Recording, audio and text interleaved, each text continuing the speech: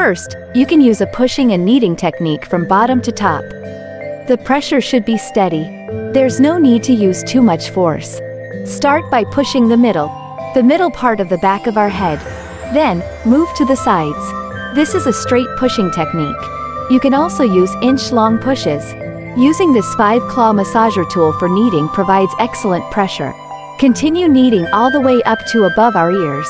Next, push along both sides of the back of the neck. The penetrating force of this tool is really impressive. Knead outward from the center like this. You can also apply a massaging technique to the entire area of the occipital region.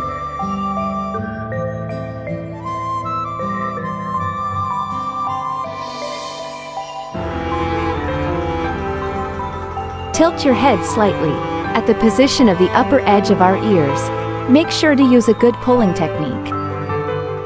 You can pull from top to bottom, or pull side to side.